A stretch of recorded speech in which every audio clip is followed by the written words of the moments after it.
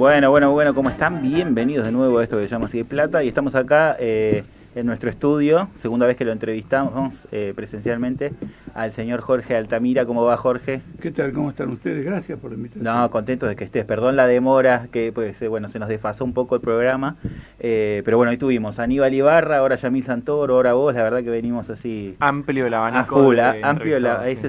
Este es un programa, como diría Ricardito Alfonsín, me cacheteó y me dijo muy plural este programa. No, es una forma de tercerizar a los políticos.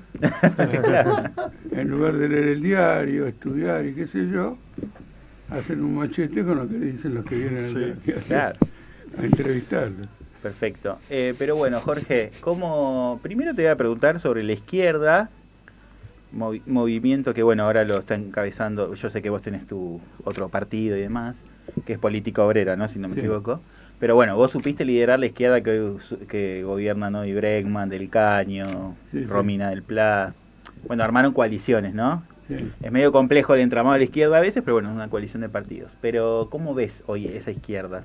¿Te traicionaron las ideas? Dejemos el aspecto de ese tema lo personal o también inclusive relativamente el moral y todo lo demás. Lo que aparece como frente unitario es en realidad una bolsa de gatos. Una bolsa de gatos de ideas, de proyectos, que es lo que importa. Por ejemplo, hoy es 22. Sí. Mañana empiezan las elecciones en el sindicato del neumático. Los 4 van enfrentados, con acusaciones muy graves de unos contra ¿Quiénes son otros. los 4?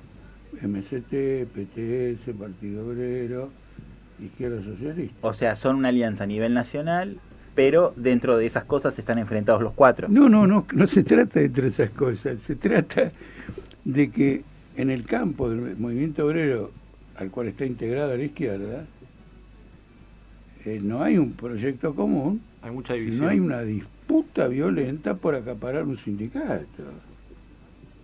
Claro. Y como la posibilidad de triunfo político de una izquierda, la propia izquierda reconoce que es una victoria de la clase obrera contra el capitalismo, allí donde está la clase obrera, que es el sindicato del neumático, entre otros, ¿no es cierto?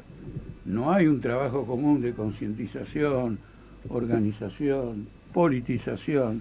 ¿Y cuáles son esos matices entre ellos? ¿Qué diferencias ves entre ellos? Bueno, tendríamos que entrar en la cuestión del neumático. Muchas diferencias son las mismas diferencias que hay, por ejemplo, en la coalición cívica, en el PRO y todo lo demás. Un 80% es quien va primero.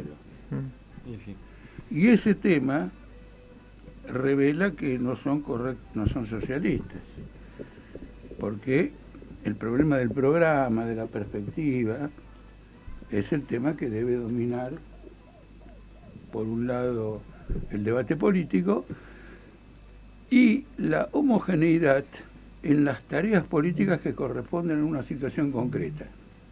Porque también es muy importante que en un momento en que Milei va a Estados Unidos a buscar un salvavidas, el gobierno más reaccionario de la historia del país, echando sus últimos alientos, ¿cuál es la respuesta a esta situación política de parte del Frente de Izquierda? Vótenme el 26 de octubre. Pero independientemente de lo que pasa el 16 de octubre en términos de voto, hay una realidad política que casi se sobrepone a las elecciones. Es raro encontrar que coincidan tan profundamente la crisis política con elecciones. Por ejemplo, De la Rúa tuvo elecciones también en octubre, del año en el cual después cayó en diciembre. 2001, sí. 2001, había toda una movilización, etcétera, y es probablemente lo más parecido a esto. ¿Cómo actuamos en aquel momento? Bueno, habíamos advertido desde, en mi caso, de la legislatura, desde la movilización, etcétera, que se planteaba un gran desafío porque la consecuencia del derrumbe de la convertibilidad, que decíamos que era inevitable, iba a ser una confiscación sin precedentes de los ahorros de las personas en beneficio de los bancos. Y esto lo iba a hacer un gobierno de Sturzenegger, de Gerardo Morales, de Domingo Cavalli, probando la tesis de que no es el comunismo el que expropia, sino que es el capitalismo el que expropia a los trabajadores, que para defenderse tendrán que confiscar a los confiscadores. Perfecto. Y lo personal y todo eso no lo quiere responder. No, no existe lo personal. ¿No tiene relación con ellos? Bueno, ocasionalmente, por ejemplo, me encuentro. Ha habido movilizaciones, por ejemplo, contra el genocidio en Palestina. Hemos marchado uno atrás del otro, uno al lado del otro. Son circunstancias. Pasa que yo, mire, te cuento, yo estuve en el Congreso hace un tiempo entrevistando a una diputada. A Romina no se dice, bueno, porque voy a decir algo que me dijo. Déjenme a mí, no me interrumpan. Bueno, estaba a esa diputada que no sabe, Romina Van, y me dijo que hay mucho ego dentro de las propias de los propios cuadros, ¿entendés? De Bregman, del Caño, bla, bla. Hay mucho ego ahí. Y así. No, ocurre lo siguiente. El ego, inclusive como definición lingüística, es uno mismo. ¿Está claro o no? Así que no dejen destruirse, no dejen que nadie les destruya el ego. Claro. ¿Está claro? Sí. Empecemos por ahí. Pero cuando no puedes explicar nada, lo atribuyes al capricho de los demás. Ahora, como los demás viven en relación con otros, las opciones de los demás están vinculadas al cuadro general. Eso es absolutamente así. Yo he estado al lado de... Por ejemplo, vamos a tomar un ejemplo. Una vez un diputado del PRO, bien de derecha, presentó en la legislatura un proyecto de ley que a mí me pareció correcto. ¿No es cierto? Entonces tendría que haber votado en contra por el ego. No, lo apoyé. Y lo apoyé con tanta fineza que cuando fue al recinto, los del PRO, que en aquella época era un diputado que se pasó al PRO porque en aquel momento estaban todos juntos en un bloque peronista. Borocotó, ¿no? Borocotó. Sí. Después se pasó al Muy macrismo. conocido. Inventó una Claro. palabra. Cuando después se fue a tratar en el recinto, se descubrió que todos los partidos estaban en contra del proyecto de la derecha y que el único que estaba a favor de ese proyecto de la derecha era yo. Sí. Y se armó un puto debate. Sí. Mirá. El debate duró el debate duró 10 horas, Bueno, bien. Fua. desde las 3 de la tarde a 1 de la ¿Hubo mañana. alguna pausa entre medio? No hubo una pausa, interesante, solo que alguien que era amigo mío me advirtió que pidiera prórroga de la sesión, porque en el reglamento de la legislatura a las 9 de la noche termina la sesión. Y entonces me dijo, cuidado que tus adversarios, es decir, los amigos de él, Están esperando a que llegue las 9. a que llegaran a la noche. Entonces que era de los otros, Para cortar todo. me dijo, pedí prórroga. Mm. Me di cuenta, le dije, gracias, porque siempre me ayudaba este hombre, y si hubo prórroga, por eso llegamos a la 1. Fua. Y yo defendí el proyecto a muerte. Entonces, volviendo al tema del ego, di una pelea tan dura que lo aprobaron por unanimidad. A un proyecto de la derecha, que la derecha se dio vuelta, y yo pasé a defenderlo, pero yo no era un proyecto mío. No defendí mi propio ego. ¿Se entiende o no? Sí, El no, ego no, existe, totalmente. etcétera, pero en política, en serio, por ejemplo, vamos a tomar un ejemplo concreto. Milei se va ahora para allá y se metió el ego en el culo. Porque le van a decir, vos tenés que hacer esto, vos tenés que hacer esto, vos tenés que hacer esto, y se acabó la historia. No. Si no, no te doy un más. Y no- Entonces, a la puta que lo parió, y cuando vienen acá, le dicen el helicóptero está en la terraza. ¿Me entendés o no? Sí, sí, obvio. Entonces valora todo eso, ¿y qué hace? Estatiza los bancos, El gran libertario, para nosotros un liberticida, el gran libertario estatiza los bancos porque le mete 53% de encajes. Se roban los depósitos. Y les ordena que formen esos encajes con títulos públicos. El que decía que el Estado era la mierda. Pero relativo a esto... Parásitos, Una mierda, era una mierda y que había que echarla no sé dónde. Sí, sí. Se estatizaba a los bancos. Es decir, que el tipo, ¿no es cierto? Cualquiera sea su ego, se lo metió en cualquier lugar porque dijo, los bancos primero, yo segundo. La deuda que tienen los acreedores primero, yo segundo. De lo contrario, estoy frito. Entonces, si miramos las cosas de ese tipo, Romina es una... Esto es una breve acotación que hago, no debiera hacerlo, ¿no? Es una breve acotación, es una excelente mujer. Romina, te cuento, fue mi profesora de facultad. Ah, muy bien. Entonces es una excelente mujer. Entonces en ella, bueno, hay egos, esto y lo otro, es una forma de abrirse de las agresiones con que el mismo tema es abordado por otros.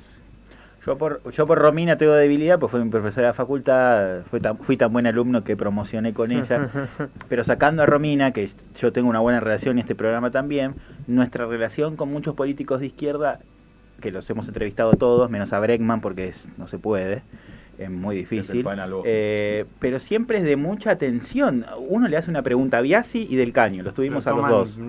Se fueron, nos bardean, insultos personales, sin insultar agravios personales. Y después uno se sienta con usted, que más o menos es fundador de todo este movimiento de ellos, y se puede hablar como un señor. ¿No le parece que la sociedad, yo creo que los rechaza, sinceramente, porque sacan muy poco porcentaje? Sí, pueden meter 2 diputados, pero hay un amplio sector de la sociedad que los rechaza por sus formas soberbias. Sí, pues yo, por ejemplo, ideológicamente discrepamos ideológicamente, estamos en distintos lugares de la vereda, pero estoy seguro de que si yo a usted le planteo algo con lo que no está de acuerdo, no se levanta y se va. No. O nos insulta o dice que somos un programa menor. ¿Nos ha dicho eso Biasi? A Biasi se le pregunta cualquier cosa y arranca los gritos. 2 veces encima. 2 veces. Mire, obviamente no me voy a meter en todo esto. Puedo emitir una opinión sobre cada cosa, pero tengo que conocer el contexto. No conociendo el contexto, si pudiera recordar alguna cosa que yo mismo haya visto o haya observado, fenómeno. De un modo general, uno tiene que, de un modo general, no particular, es previsible que mucha gente que no puede, que no tiene posiciones políticas claras, recurra a una forma de discutir un poquito, digamos, agresiva, fuerte o cosas por el estilo, y es la expresión de cierta inconsistencia, de un modo general. En otros casos es perfectamente correcto. Ahora, yo creo que si me pusiera a pensar, a lo mejor alguna vez mandé al carajo a alguien, pero porque yo tengo una beta de no dejarme... Claro, obvio. Como tantos. Como tantos, pero en este momento no me viene a la memoria. Pero el punto ahora no es este. El punto que importa ahora es que la izquierda está siendo desafiada por una crisis espectacular de alguien cuyos partidarios tuiteaban que había que extinguirla y eliminarla, que eran degenerados fiscales, y ahora le baja las retenciones a los exportadores y se priva de la recaudación fiscal, pero se le enchufa a los discapacitados, se le enchufa a los jubilados y se le enchufa a los trabajadores en general, porque como consecuencia de la inflación, el nivel salarial que es susceptible de impuesto a las ganancias abarca a mayor cantidad de personas. ¿Se entiende la idea o no? Claro. Entonces, tenemos este escenario. Frente a este escenario, el peronismo no aparece como una alternativa a la reacción primera de Kicillof fue porque no hacemos una mesa nacional, nos reunimos todos, etcétera, etcétera.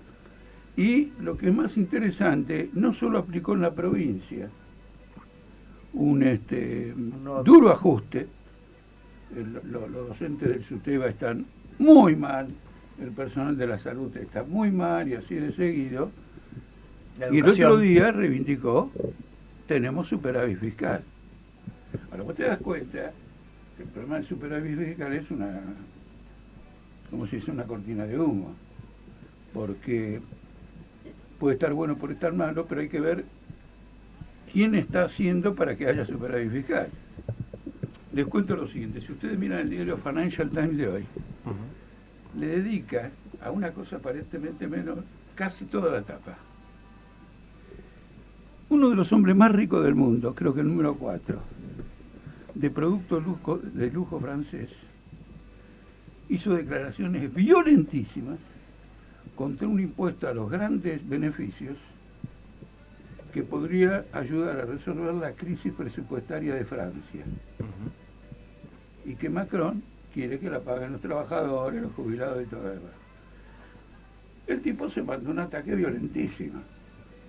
Ahora, si pagara los impuestos que corresponden a su nivel, es el cuarto hombre más rico del mundo, ¿no es cierto? Son miles de millones de dólares de patrimonio individual. Podrían resolverse, digamos, los problemas fiscales de Francia sin afectar el nivel de vida de la gente corriente que toma el subte, que toma el colectivo, ¿cierto? Y que tiene que hacer la vida cotidiana. Y sin embargo tendrían superávit fiscal. Entonces, lo digo como acá, ustedes mismos me han dicho que comulgan con este tipo de ideas. El problema del superávit fiscal depende de quién. No todos, hay uno de No, bueno, en general. Digo, te cuento, él es de la coalición cívica, él es peronista, él es de a la Lo libertad. aclaro por la audiencia. Por la audiencia de golpe dice, porque Altamira ahora está tocando tan insistentemente este tema. Bueno, porque estoy conversando con personas que ven las cosas diferentes como las vemos nosotros, y entonces quiero, digamos, dejar sentado esto. Es una noticia muy interesante la de hoy, porque Francia está consumida en una movilización popular inmensa, Tremendo. y el tipo más rico del país no quiere pagar impuestos. Ahora, lo sorprendente es que el tipo es francés. ¿Y por qué? Cito que es sorprendente que es un francés.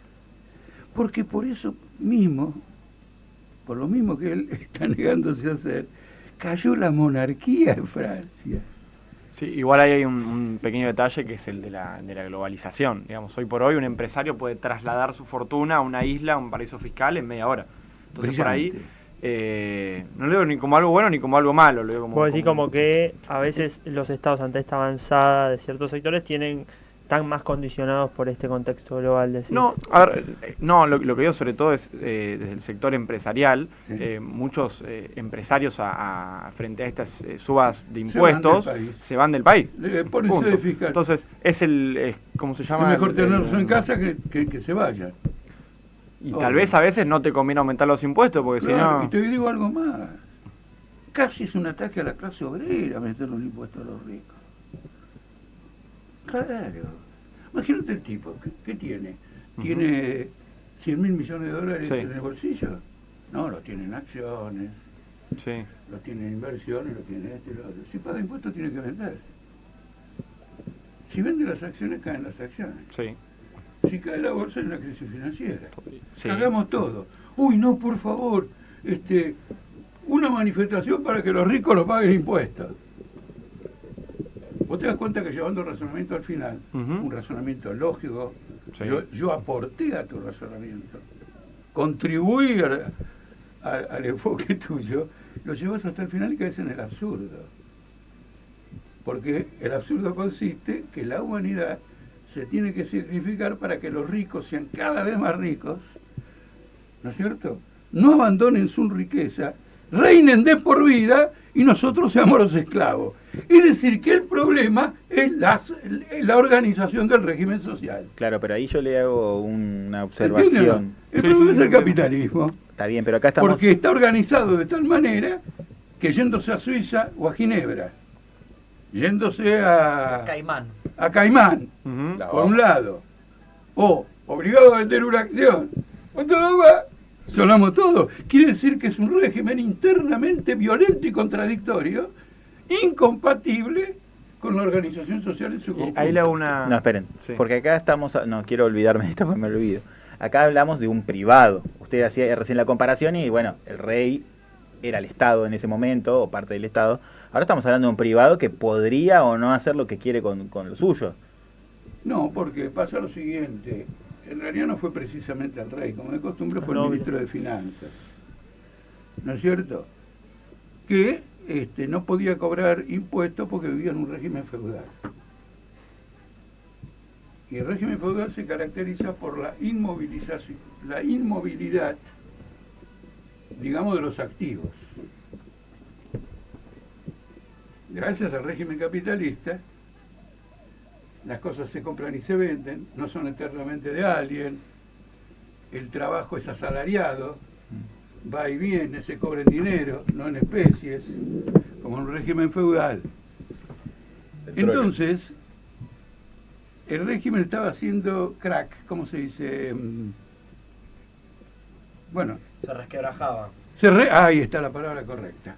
Se resquebrajaba y había que sostenerlo de alguna manera. Con estos impuestos que él establece, hay un levantamiento de la burguesía y todo el sistema se hunde. Y es reemplazado lo que es el feudalismo por el capitalismo. Debido a este enfoque de las cosas, nosotros los marxistas decimos que el capitalismo fue un sistema históricamente progresista con relación a los sistemas anteriores. Sí. Y como la historia es un permanente mutar, ahora este sistema se ha transformado en reaccionario, como lo demuestra el intento de construir una riviera sobre el Mediterráneo mediante el genocidio de un pueblo entero. Apoyado por el presidente de la República de Argentina, naturalmente Trump, y alguno más, y opuesto absolutamente por todo el mundo, que tiene vergüenza de presentarse a su pueblo diciendo que es cómplice de genocida. Ahora, estos que tienen vergüenza, como el inglés, el francés, el alemán, Merz, Macron, Starmer y todo lo demás, siguen vendiéndole armas a Israel. ¿Y por qué le venden armas a Israel? Por el mismo razonamiento que hiciste vos de que si no se van a otro lugar. En el mercado mundial de armamento la gente dice, entonces no le podemos tener confianza ni a los franceses ni a los...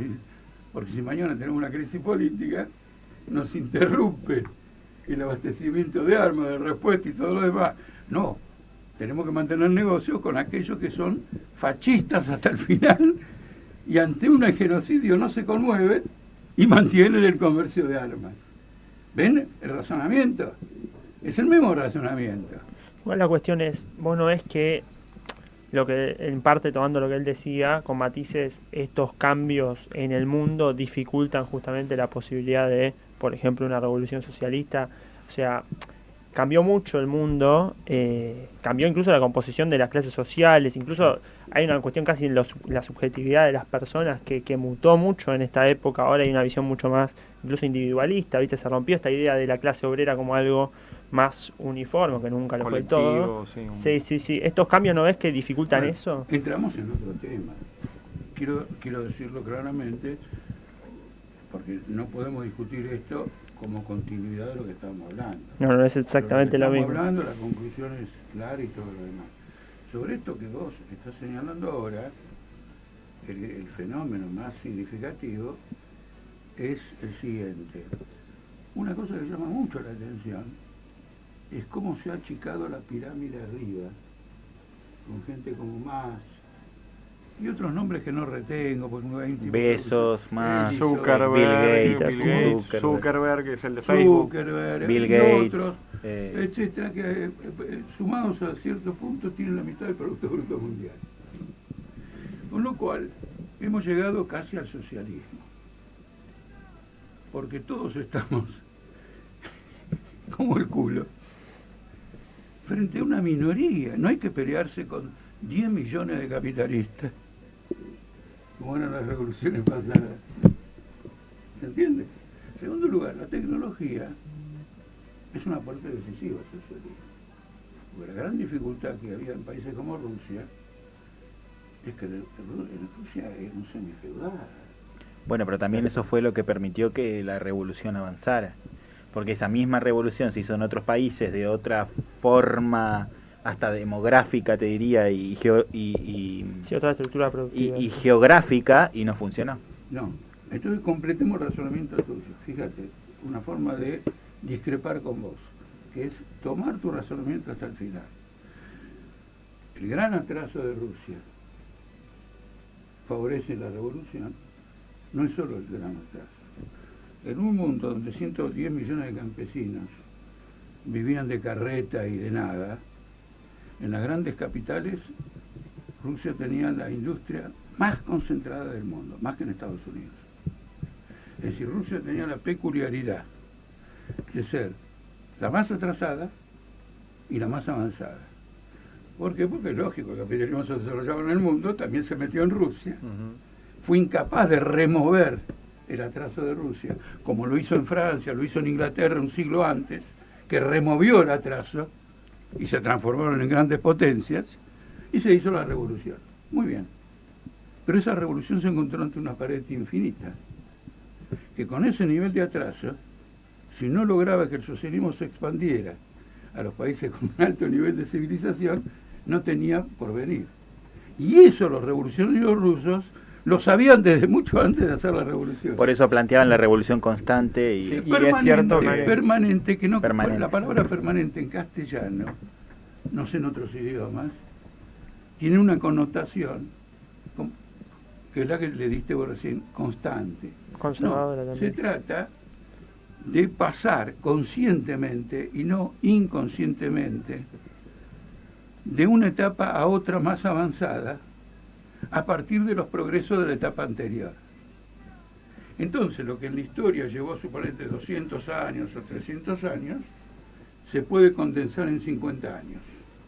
Y eso es verdad que ha ocurrido en muchos lugares. Sí, hay una cosa que es cierto que vos decías, y que es lo que estaban dialogando en realidad, que es que el comunismo, un poco a diferencia de cómo se pensó, se terminó aplicando en países agrícolas, ¿me entendés? No sé, Camboya, o al menos no industrializados, Camboya, Cuba, Vietnam, la Unión Soviética, Corea del Norte, China. Entonces creo que en ese sentido, por ahí en ese periodo particularmente, dificultó que continúen esas revoluciones. No, indudablemente, la idea está correcta, pero quiero agregarte, porque sos muy joven, y me interesa mucho señalarte esto para que lo veas más adelante. Tanto China como Rusia, como Cuba, al lado de un atraso, tenían una industria importante. Por ejemplo, Cuba era el país más capitalista de América Latina, porque a través de la industria azucarera y el ingreso de capitales norteamericanos, la isla desarrolló relaciones de mercado fenomenales. Con Estados Unidos. Con Estados Unidos. Por eso mismo realizó una revolución moderna en su momento. Moderna en el sentido que se planteó libertades políticas, el desarrollo de esto, el desarrollo de esto y todo lo demás. Esto que yo te señalo se conoce en la literatura como desarrollo combinado. Y obedece a que los países no han crecido en forma regular uno detrás del otro progresivamente. Algunos llegaron a un alto nivel de desarrollo cuando otros recién empezaban ese desarrollo.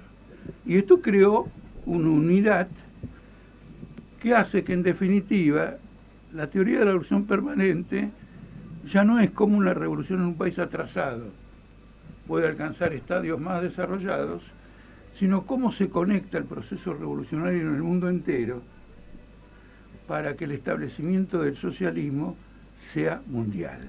Igual hay que reconocer, por ejemplo, el caso de China, ¿no? Lo que quiso, por ejemplo, hacer Mao Zedong durante su periodo de mandato, no sirvió porque él quería profundizar el comunismo dentro de China, cosa que llegó a hacer, pero esto conllevó mucha hambruna. El que sí pudo hacer que despegue China con Deng Xiaoping, Deng Xiaoping con sus políticas capitalistas, porque hoy si miramos a China es el país más capitalista del mundo, más Está que bien. diría que Es Estados un Unidos. milagro que podamos en un periodo tan cortito de tiempo como el que tenemos Desarrollar este tema. Cerrar realmente esto. todas estas cosas. Pero Que te quedan hago- 10 minutos. Te hago esta observación. La única razón más importante porque el capitalismo tuvo un desarrollo importante en China después de Mao Zedong es porque el comunismo, antes de este desarrollo, aseguró algo que en China no existía hacía siglos: la unidad nacional de China. A costa igual de 100 millones de muertos, más o menos. No, Sí, bueno, siempre así. no, estás hablando de otra cosa. La unidad nacional de China se consigue con la victoria de Mao Zedong frente Antes de los muertos. Claro, Antes del claro. gran salto adelante, antes Exacto. de la Ahí, revolución el cultural. país estaba dividido, había... Yo pensaba que lo decías en La como Rioja, periodo en La general. Rioja de China estaba el Quiroga chino Sí. y decía la República de La Rioja y negociaba... Eso no pasó acá, digo para que se entienda. Sí, sí, sí, sí, Y sí. negociaba con las potencias extranjeras, entonces había señores de la guerra que eran pro-japoneses, otros eran pro-norteamericanos, etcétera, y China se dividía. Quiero señalarles que la Revolución China no comienza con Mao Zedong. La Revolución China comienza en 1927 con un gran levantamiento de la clase obrera industrial de Cantón y de Shanghái, de los dos grandes polos industriales, que es masacrada por Chiang Kai-shek. ¿Quién era Chiang Kai-shek? Un militar nacionalista que se educó como militar en Moscú, bajo Stalin, volvió con todos los honores de haberse educado en Moscú, y cuando llegó asesinó a todos los comunistas. Entonces empezó una odisea tremenda en China, porque después fue invadida por Japón, que masacró chinos a morir, y abusó de mujeres en número de millones, y sobre ese estado desesperante de situación, en 1940... Hago estas observaciones, llevado por esta conversación, que le han salvado la vida a Milei. Porque a fuerza de discutir, a fuerza de discutir de China, de este Si y del querés, otro, volvemos es a- decir, hemos transformado esta entrevista en un debate entre liberales y marxistas, cuando en principio era una entrevista para conocer la opinión de políticos. Igual dentro de todo te sobre lleva la- al tema porque, por ejemplo, Sí. Milei decía, yo no hago negocios con comunistas y dentro de todo China es bastante capitalista. Claro, no importa. Bueno, igual se Todo refería a China. Bueno, pero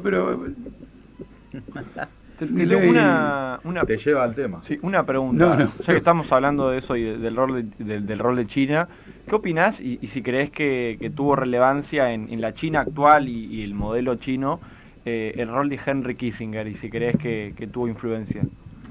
bueno, ¿Para bien o para mal? No, hay cosas en la política mundial que son simplemente interesantes. Como tanto China como Rusia estaban dominadas por regímenes anticomunistas, Ujú. porque esta es una cosa que hay que decir. Para nosotros, los marxistas de hoy, desde el momento en que Rusia se transforma en un Estado totalitario, con una burocracia, no hay libertad, y todo lo demás, deja de ser, en una gran medida, un Estado obrero, para transformarse en una mezcla de Estado obrero y una capa que domina socialmente, pero que mucho más va a dominar si se puede recuperar el derecho de la propiedad. Ok. Entonces, de esas posiciones burocráticas, organiza la restauración capitalista, quedándose con las empresas estatales. En Rusia, la privatización de la propiedad estatal se hizo en un único remate de todas las empresas del segundo estado más industrializado del mundo. En un único remate. y se vendieron por chaucho y palito a los gerentes de las empresas. Entonces, como vos ves, entre lo que ustedes llaman comunismo y el capitalismo, había una conexión, digamos, a través de este régimen burocrático. Entonces, ¿cómo era tu pregunta sobre China? No, Porque era sobre el rol de Kissinger. Kissinger. Bueno, entonces, como consecuencia de este desarrollo, China y Rusia empiezan a tener choques por intereses nacionales separados. Cuando Nixon, que no era muy lúcido, pero Kissinger, que era más, advirtieron este fenómeno, dijeron que acá tenemos que meter una cuña. Nos va a costar, vamos a tener concesiones, pero después de haber perdido la guerra de Vietnam, podemos volver. Si logramos separar a uno del otro. Y entonces organizan esta separación y reconocen a China, que no era reconocida internacionalmente. Ahora bien, cuando Estados Unidos reconoce un país, significa que en las conversaciones, como ahora Milei con Besen, se habló más que de diplomacia. Se habló de lo siguiente: bueno, muy bien, nos reconocemos, tenemos embajadas, participamos en esto, vamos a comerciar. Obvio. ¿En qué términos vamos a comerciar? Debe haberle preguntado Nixon ahí en las conversaciones. Bueno, si hay un clima de paz, dice, vamos a yo, ustedes no nos vuelven a invadir y todo lo demás, nos interesaría también. Es decir, Kissinger potencialmente organiza la restauración del capitalismo en China. Y eso se manifiesta en dos tratados internacionales importantes. Un tratado es el Tratado de Helsinki de 1971, que interviene Rusia, y que para cualquiera que lo lea, esto es aburrido, no dice nada, pero No. tiene una frase, y es la libre movilidad De capital. de personas y actividades. Así que bueno. Entonces, gente de nuestra corriente, cuando lo leyó, dijo, acá comienza la restauración capitalista. La viste. ¿No es cierto? Sí. Y entonces, les cuento esto porque es muy importante. Y cerramos, Jorge, que Sí, ya cerramos. nos están- Dale, dale. En 1982, no Kissinger, sino Margaret Thatcher, le cede a China Hong Kong. Hong Kong es Malvinas. Viva China, que se recuperó Malvinas. Viva Argentina, Sí, sí. si conseguimos la Malvinas. Todo el mundo se felicitó. Hong Kong era el centro financiero más importante de Asia. Menos nosotros. Nosotros dijimos lo siguiente: si Hong Kong forma parte del Estado chino, que no es capitalista, en aquel momento, va a tener que proteger las relaciones capitalistas de Hong Kong, que son las relaciones del capital financiero internacional. Es una forma de obligarlos a que Es sigan. Van a Ah, terminar no había restaurando el pensado eso. capitalismo, firmado por mí, por nosotros, cumplido al pie de la letra. La vio. Entonces, no es que la ves. Con esto te explico también cómo es la izquierda verdadera, ¿no? Es decir, qué pensamos, qué discutimos, qué elaboramos, qué proyectamos, qué medidas proponemos, qué iniciativa queremos tomar. Es una fuente creativa fenomenal. Que el público que nos escuche y ustedes mismos se vayan con esta idea. Muchas gracias, Jorge. Mira, ya nos tenemos que ir del aire, pero gracias, señor Jorge Altamira, por estar con nosotros. Gracias, Felipe. Él vino especialmente porque venías vos, porque le Es un encanta. peronista pro-trotskista. Claro. No, tampoco tanto, Peronista pero- chino. Felipe Romero, gracias. No. Felipe Montes de Oca, gracias. La Vaca Dunkler, Patricio, gracias. Fidel Oleguicoan, gracias. Y bueno, Y nos vos- vemos. y vos, para mí, gracias, decirte a vos mismo. Y bueno, Gracias, gracias. Lisandro. Bueno, nos vemos el lunes que viene, si Dios quiere, a las 8 de la noche en Radio La RZ. Como todos los lunes, en esto que se llama Si hay plata, ¿no?